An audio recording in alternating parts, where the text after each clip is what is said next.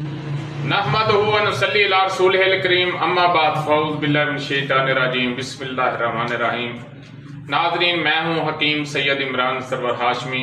आज आपके सामने तुख्म रेयान पर बात होगी कि तुख्म रेयान जो है इसका मिजाज क्या और इसके फ़ायदे क्या हैं और ये कैसे इस्तेमाल किया जा सकता है।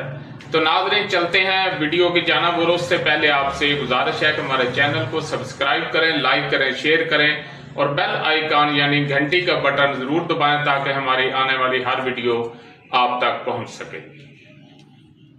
तो नाज़रीन, ये जो तुख्म रेयान है ये फारसी का लफ्ज है, तो सिंधी में इसको नाजबो कहते हैं। तो नाजबो जो होता है ये एक छोटा सा पौधा होता है और ये काले रंग के बीज होते हैं। ये अलसी से छोटे होते हैं और बादर नजोया से थोड़े बड़े होते हैं।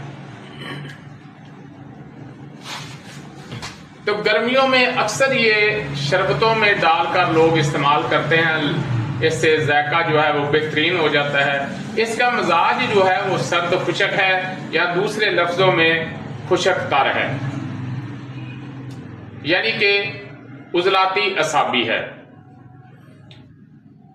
तो अपनी ये खुश्की की वजह से, यानी जिसको कि सर्दी की कैफियत भी बोली जाती है, तो ये खून को बंद करने के लिए, फौरी खून को बंद करने के लिए जो है ये इस्तेमाल किया जाता है। इसको बरियां करके जो है वो इस्तेमाल करते हैं। और पेचेस में अक्सर जो कस्ट्रैल का इस्तेमाल किया जाता है और उसके बाद इसको थोड़ा सा बरियां करके खिलाया जाता है, तो उसके लिए बेहद फायदेमंद होते हैं। ऐसे ये मैदे को और अंतड़ियों को ताकत देता है। और इसको जो है इस्तेमाल करने के लिए उसका तंदुरुस्त आदमी तो हर चीज इस्तेमाल कर सकता है। आप शरबत में इसको इस्तेमाल करें, गर्मी का मौसम है तो जब पानी में भिगो देते हैं तो इसका रंग सफेद हो जाता है और चूंकि फूल जाता है।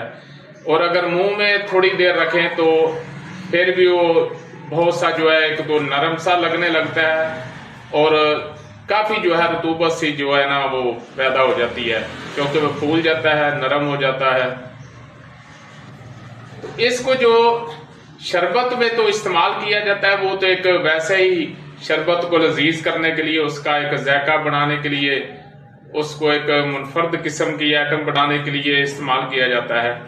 लेकिन ये जिस आदमी को असहाल हो, खाना खाते ही उसके जो है वो असहाल शुरू हो जाएं बिल्कुल पानी की मानद, तो उसके लिए ये बेहतरीन है। इसको थोड़ा सा बरियां कर लें और बरियां करने के बाद इसको आप इस्तेमाल करा सकते हैं। तो इसी तरह इसके और भी बहुत से फायदे हैं। मैदे को ताकत देता है, अंतड़ियों को ताकत देता है और किसी भी जगह से खून को अगर फौरन बंद करना हो तो इसके इस्तेमाल से हो जाता है। लेकिन खून को फौरन बंद नहीं करना चाहिए, उससे नुकसानात जो हैं वो हो जाते हैं। बहरहाल ये खुश्की इसमें ज्यादा है और तरी कम है, यानी कि उजलाती साबी है।